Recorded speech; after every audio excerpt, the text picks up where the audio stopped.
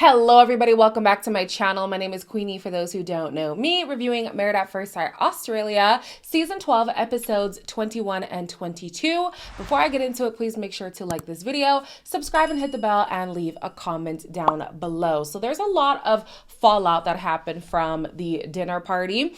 After Tony said that Morena has a beautiful face, but a shitty personality, she decided to leave the experiment just before the commitment ceremony. There appears to be a bride that's missing. I don't know where she is. She didn't show up, so I can't give you an answer. I've just been trying so hard through this whole experiment. Did you really think I wasn't going to come? Did you really think I was going to give him the last word? No, don't stand up. Hello, everybody. Hello, Morena. I mean, she's a very strong woman, maybe too much of a personality for me. Just be honest. You don't have a problem with my personality. You said, I really want to have a baby. I didn't know that you wanted to have kids at 53. I thought I spoke to her about it. Not once. No this one? is new information. I'm glad that Morena came back. I didn't want Tony to have the last laugh either. I think that they both played a part in the demise of their relationship. And if in fact Tony is still married, it was over before it began. Let's be honest. I don't think he was attracted to her like that. I think there were moments, of course. They do have a good, well, they could have had a good friendship, but even that is unsalvageable at this point. I think this whole, oh, I want a baby thing is an excuse, but if that is real, there's nothing that Morena can do about that. So no point trying to force that. With Morena, she definitely could work on her communication. I think because of her history coming into the show, maybe it is best that she just live her hot girl summer. You know what I'm saying? Like, just be by yourself. It's been 7 years of her being single. Just, girl, you got your kids. You've been married before. Just be wild and free, you know? So yeah, they obviously both decide to leave. It is for the best. Then we have a few couples who I'm just going to breeze through because honestly, it wasn't really that serious. We have Jackie and Ryan who are still on a good track and they've also had sex. So yay. Then we have Jamie and Dave. They say things are going well. And also Ree and Jeff are building a stronger bond, which is great. Then, while all of this is happening, Adrian is trying to tell Aina that he would appreciate she not bring up the whole friends and family thing. The whole week was themed on friends and family. Does it make sense to then not bring up friends and family? And on top of that, too, that was the hot topic for that couple at the dinner party. It's going to be brought up. It would be great to know from you what actually happened. I mean, for me, I'm not going to go into too much of the detail. I'm not going to go into the details of it. It's my family and her family. I think it's a little bit disrespectful. We will see it. It's not like you're protecting anybody from seeing what happened. Neither one of you felt or supported by the other in the entire exchange. The way it's been in the last 2 weeks, like, it hasn't been healthy. And we're both aware of that. Let her say how she really feels. I've never stopped that. I can't control what she speaks. Do you feel you need permission to speak when you're with Adrian? Sometimes I feel like it'll cause a rift between us and I don't want to hurt Adrian's feelings. You know, they care about him. So I'm not as bad as all you think. I can't say that I'm surprised that they decided to stay. After we read the statement from Adrian's ex-friend, she did say that she would have things to say at the final vows. So I'm sure these two are going to stay till the freaking final vows. Yay, exciting. So with them, Aina was asked point blank, what do you like about this man? And I felt like she couldn't give a conclusive answer. It was just like, oh, you know, in the moments when he thinks I'm not paying attention, he really looks at me intently. Yeah, because he wants to dick you down, girl. Outside of that, y'all got nothing going on. In the next episode, she even says, you know, we have a physical attraction and a sexual chemistry that I just can't let go of. That's worth sticking around to have your self-esteem continuously diminished, to be disrespected time and time again, to have somebody gaslight you and girl, whatever. Adrian feels like it is not the expert's place to speak on his family. You came on the show. You are open to commentary. Your family came on the show. Their actions are open to commentary. If you didn't want them to come, when you went home, you should have stayed home, but you didn't. You're back. I feel like the experts should have asked her why she continues to make excuses after the behavior that she has seen. Because them staying at this point doesn't make any sense to me, because the whole week she was complaining about the fact that he did not show up after he vowed to show up more. So what's with the change of heart, girl? Because what happened to, oh, my child, I'm missing my child's muscles. Blah, blah,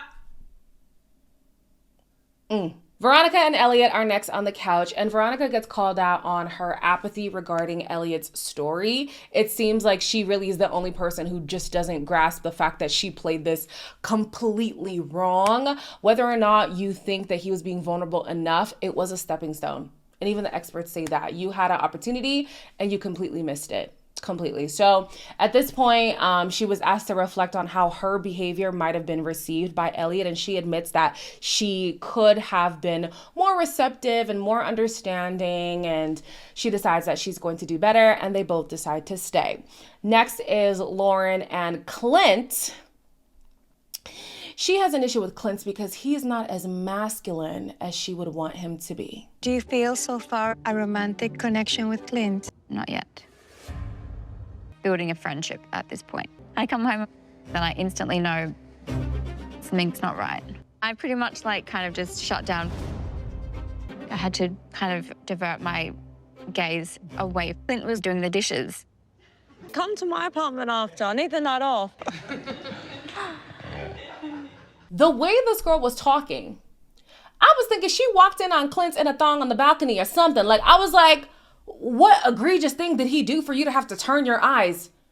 Wash the dishes.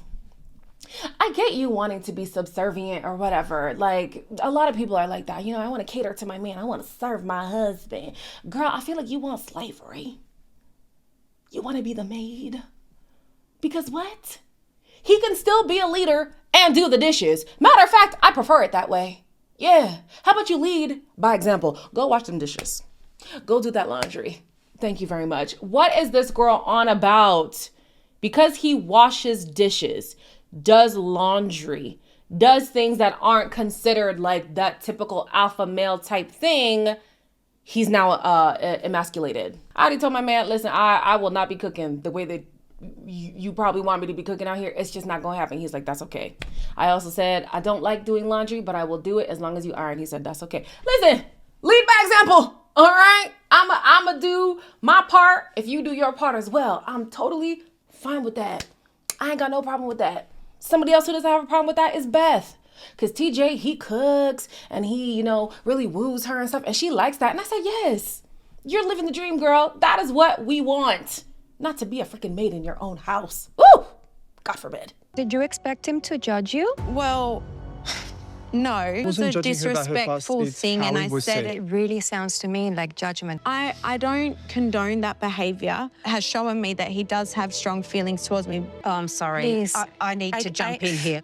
This is not normal behaviour, sweetheart. This is not passion.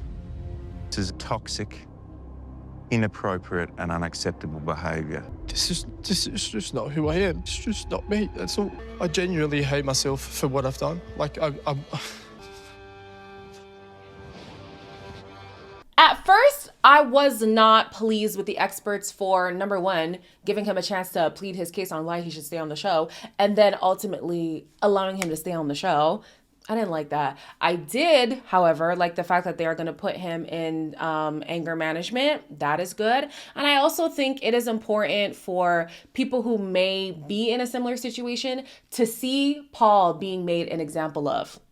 So at first I wasn't with it because I was like, is it okay to make it seem like the show condones this type of behavior? But if they are making it clear time and time again, this behavior is toxic, this behavior needs to be changed. Matter of fact, let's show you what it looks like for that behavior to change, then I think I can get on board. So I want to see how things turn out with Paul. I actually want to see him be in anger management. Because when Alessandra was like, oh, does your hand hurt? And he was like, oh, that's the least of my worries. I too was wondering why she asked, but she was like, I'm not worried about your well-being. I want to know how hard you punched that door. And he said he punched a hole in the door, mind you, not through the drywall, although I don't actually know which one is harder to punch through. And before y'all think that I think punching through drywall and wood is the same thing, my apartment has really flimsy doors. So I actually don't know which is harder. But you made a hole. That's the point. So what if that force was used on somebody? Anyways, Karina's there begging and pleading for them to keep him in the process. And I'm thinking, you better be so vigilant the next time you see anything that even slightly resembles this kind of behavior, because to make excuses when you claim that this is an intolerance for you, this is how a cycle starts. And somebody in the comments, my heart goes out to you. I'm so sorry that this was even your experience. Somebody in the comments was like, my abuser did the exact same thing. They do the whole crying routine. Like, that's how they manipulate you. And sure enough, that's what a lot of people do. Don't take cries as vulnerability all the time. Sometimes people use that to play at your emotions because they know that you're going to fall for it. And then that a pattern, you know? I hope for Paul that it's not a pattern. I actually was really liking him, seeing him through the process. I still don't even understand how they got here, because yeah, the comment that she made wasn't great, but he says he retaliated in that way because he felt disrespected. He didn't like the tone in which she brought up that conversation, and when she tried to apologize, he felt trapped. Those things are likely going to happen again in some form or fashion. Like, sometimes somebody's going to say something in the way that you don't like. Are you then going to punch a wall again? Somebody might say something that you would perceive as disrespect. What are you going to do then? Moving on from all of that, the couples go on their couples retreat, and immediately Lauren is like, I don't want to hang out with these people. I cannot stand them, can't be bothered. And partially, I do agree with her, because to have to deal with Jackie and Ryan for more than 24 hours, I'd have to pull up my hair. He only wants to have sex if he's not training. He wants to, like, save his test, he says. What? Wait, what? I said he wants to save his stamina for the gym. Yeah. No one told my husband, because I don't need him saving his testosterone for the gym. Surely that kind of release is a lot more exciting than hitting the gym. I don't know. I mean, I wouldn't be saying no just because I'm going to the gym, but... Mate, you're not going for an AFL grand final. Like, relax, it's the gym. Basically when he can fit her into the schedule. What the hell? It's just whatever. Later in the day, I think it was Jeff, he asks if Ryan only wants to have sex on his terms. No, he asked Jackie if that's what she thinks Ryan is doing, like he only wants to have sex on his terms. And I was glad that he asked that, because that's what it sounds like to me. It's less about retention and it's more of, I'm gonna have my way with you when I want to have my way with you. You're only gonna do it when you want it, like on your schedule. I don't know, to me that's weird. So Jackie's obviously talking about the situation. Ryan does not like that, because lo and behold, and lo, the man does not appreciate his sex life being put on Front Street. Shock, horror. You don't say. It doesn't feel good, does it? My, how the turns have tabled. Isn't it interesting, Ryan? So anyways, we know this couple is always going to look for something to have an argument about. They're fighting back and forth about why it's disrespectful for her to say that in front of people, and they shouldn't be sharing about intimate moments between them, blah, blah, blah, whatever. He gives Jackie an ultimatum saying that if she exposes their sex life again, he's going to end the relationship. Okay, interesting. I think when Beth came over, he also said that she was classless for wanting to talk about this. Like, their sex life is none of her business. Ryan, you are off your rocker. And honestly, that makes you and Jackie a perfect match. Y'all should get together so that y'all don't bother anybody else. While the couples are still sitting around the bonfire, Clint decides to get himself a drink, which Lauren was not impressed by, along with some other things. Oh, what is that? Do you want to go for a shot? Right. Look, in a partner, I want them to be the leader. Doing the things that maybe don't seem as masculine is actually alpha male behaviour. The things that I find attractive, he's not able to do in this environment. You really need to, like, surrender yourself. And everyone's literally just spewing garbage. You cannot tell me you are upset at this man drinking champagne. Oh my goodness, she's making it seem like he was drinking out of a pink fairy cup. And even then, so what? Like, oh my gosh, everything is just coming into question with this man. And it simply is because she just doesn't like him. It's not a matter of her thinking he's not masculine enough. Personally, I'm not gonna lie. I used to be a person who wants that macho guy, the man with bravado, the man. Keep it. For me, what I would look for in a man is a man with integrity, a man who stands by his word, you know, like a man who's about his business. He's ambitious, like not like a physical business, just whatever. He means what he says. He is, you know, he's kind, he's respectful, he's ambitious, he's a go-getter. Like those are the things where I look at somebody and I'm like, yeah, I like that. You're mad at this man because he wants to help around in the house. Mind you, to ease your load, because she talks about being a boss lady in every other facet of her life. And when she comes home, she just wants to be able to serve her husband. Sometimes you're going to get worn out by that. Wouldn't it be nice to have a partner who wants to help? Wouldn't that be nice? So Lauren did not appreciate people chiming in. She feels like her relationship should not be a point of conversation, nor should everybody else's relationship. She doesn't want to get involved. So the next day she decides that it's time for her and Clint to leave the experiment. And this is where I'm starting to look at Clint a little bit sideways. Like Clint and I woke up completely drained from last night. Can't do the relationship chat. Mixed feelings about Lauren wanting to leave. A little bit disappointed. Lauren and I just need to remove ourselves and have some quiet time. We just can't do it anymore. Even Clint doesn't want to do it either. Clint is the one that brought it up this morning. I do feel sorry for Clint, to be honest, because I think it's Lauren that's really driving the leave. Are you sure? Like 100% wanting to go. To be honest, she got a once-in-a-lifetime opportunity twice. Not once, twice. Why is he now just going with the flow with Lauren, knowing that he doesn't want to leave the experiment? If it's a matter of, you know what, it means nothing to me whether we stay or we go. I just want to make sure that things are good in my relationship, and I don't want to fight a battle that quite frankly is not worth it, then fine. But it sounds like to me, he's too afraid to step up to Lauren. Later in the day, we see Jamie and Adrian talking about the Lauren and Clint situation, and they decide to make an alliance so that they can call them out at the guys and girls little soirees, right? So Adrian, well, at first it was Ryan still complaining about his sex life, whatever, who cares? TJ had a little moment where he was like, by the way, do not call my woman classless. Let's not do that. He didn't make it a whole rah-rah, but he just said, keep yourself in check. Thank you very much. Not too much on my wife. Thank you. And then Adrian was like, okay, forget all that. Let's talk about the real drama. Clint, you're whipped. But why are you thinking about leaving this morning? We've both checked out. We're just both not checked out with each other, but yeah, we're more introverted than we thought. Was it both of you, or was it her kind of... Yeah, it sounds like she's doing what I did, but she's managing you. Every single time she says she wants to leave, she always says, just so you know, it's not about you. She's controlling him like a puppet. Clint, honey, you gotta stand up. You gotta stand up. Why are you fighting on behalf of Lauren when Lauren herself is throwing you under the bus because she's making it seem like you are the one who wants to leave? You're the one who's tired of all of this. You're the one who doesn't want your relationship to be attacked. You think it's best that you leave the experiment. She's trying to make herself look good.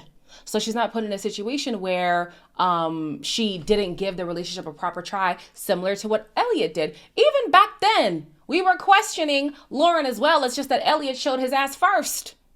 And now that she's with Clint, her attraction to him has been in question from the wedding. She does not like him, and she's throwing him under the bus, and this guy's then going to try to defend her honor. Waste of time. On the girl side, you have the women who are starting to clock that Lauren believes that she's better than them, and they don't like that. We probably aren't going to stay. And why is that? With so many big personalities, I'm like going into my shell. Clint woke up and said, I do not want to be here. You're not willing to try. You're not going to give this experiment a proper go. I can't say it enough times. I don't care about these people. I don't care what they think. No, I like appreciate everyone has their opinion, but like doesn't really have a lot of impact on how I feel. I don't need to have this conversation. I think Lauren is a bitch. I think Lauren thinks she's better than us. She acts like she's the Queen of England. It's almost like I can feel the hatred coming off her. This is what I like to see. We are gearing up to the drama that I've been waiting for, because I was like, ain't no way the show was gonna tease some beef between Lauren and Jamie in the first episode and not get back to it. So, you know what? If we had to bring back Elliot just to see this argument, thank you so much, Elliot. Thank you. Thank you very much. Yeah, Jamie not feeling Lauren. Lauren not feeling Jamie. Beth seems to be the type to pipe up too. Okay. Ree, we've seen pipe up as well. So I want to see whose side she's going to be on. Karina looks like she wants to come to Lauren's defense. Karina, baby, 3 strikes, you're out. You already got a strike trying to beg for Paul to stay in the process. Now you're going to defend Lauren's honor? I don't know about you, girl. But yeah, this is definitely the altercation that I've been waiting for. I will be sat. Yes, I will. As always, please make sure to like, comment, share, and subscribe. And I'll see you in the next one.